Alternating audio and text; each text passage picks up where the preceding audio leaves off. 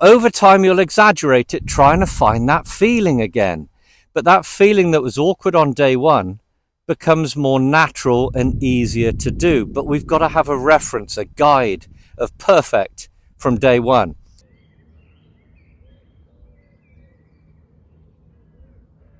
Hi everyone, Murdoch here, hope you're well. Now in this video I want to talk about the spine angle at address. Now this is something that coincides with a move that I really think is important, and that's that hip bump at address, to put yourself in a position of awareness where your right knee and right hip is just inside the right instep. So when you make a turn, you can feel the load point, the inside of the right foot, starting to build the pressure as you wind against the right knee and instep. Now, in order to do that, you're making a little adjustment to allow for the right hand lower on the club than the left. Now, as I move forward and show you this without the club, can you see the right? We're not holding the club like this. We're not symmetrical with the spine vertical, left leg and right leg, almost, it's kind of identical there, symmetry.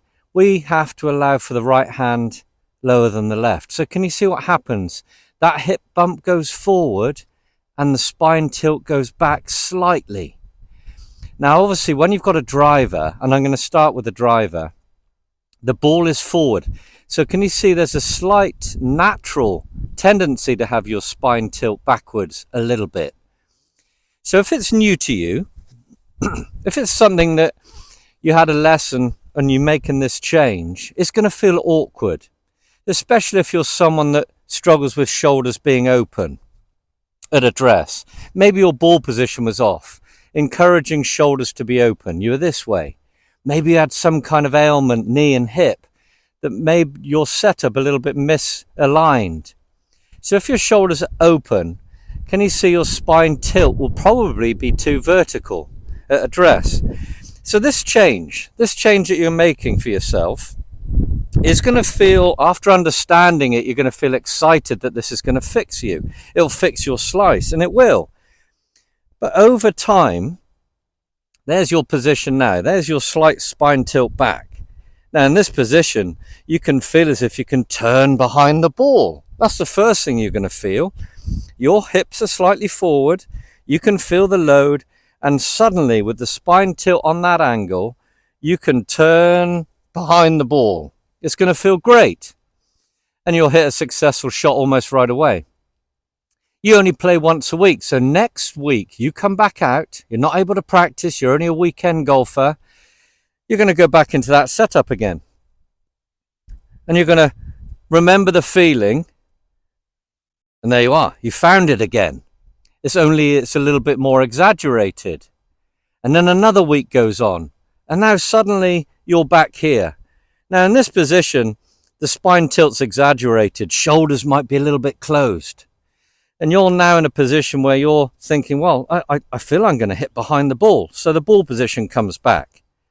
Then you feel, oh, I'm okay again. And you might survive. But can you see? We didn't have a starting point of reference of being correct.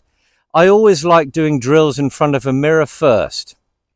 That way you got a reference point, especially if it's a hallway mirror, one of these narrow vertical ones, because you can see yourself both compared to the right hand edge of the mirror and the left, right? So you can see. You've got to be perfect at address, all right? If it's not perfect, 9.5 out of 10, okay? If it's not 10 out of 10. You've got to check that front on. You've got to check down the line for alignment with the shoulders, the hips, the knees and the feet. You've got to see that the right arm is relaxed and we're not pushing the shoulders open from being tense and overconfident. So over time, you'll exaggerate it, trying to find that feeling again. But that feeling that was awkward on day one becomes more natural and easier to do. But we've got to have a reference, a guide of perfect from day one. So then you can go back to that. Whether it's a film of yourself or whether it's a video or a picture of your favorite golfer in the dress position, because he's the same height as you and same build, same flexibility, you can compare. The ball position for a driver was there. Now I got a 5-iron now. So the 5-iron's going to be between the middle and left heel for most of you, so it's a little further back. We've got to strike down on this. So the same things apply with the load point, but my spine tilt isn't going to be as exaggerated as with the driver. So you don't want to exaggerate it with the driver or with the 5-iron, the same feeling. You don't need to go for that. Can you see now how I'm just running the risk of coming in too shallow here? I'm going to struggle to turn through. I'm going to get toe hits and a flip. You've got to be a bit more centered as the irons get towards the middle. So with a 9-iron or 7, 8, 9 irons for most of you around the middle, narrower stance, we're pretty much vertical on that. Our point then after the ball, our low point, is after. It's here. We don't need to set up so much behind for that ball turf. We want to be able to turn through and have quieter hands as we complete the swing. So please be really careful when you're making setup changes that feel awkward and you're only playing once a week. It's very easy to find that awkwardness each time, each week that passes, and then you're exaggerating it too much. Anyway, I hope this helps. Thumbs up if you enjoyed. Subscribe for more. Comments down below are welcome. I look forward to seeing you soon. Take care.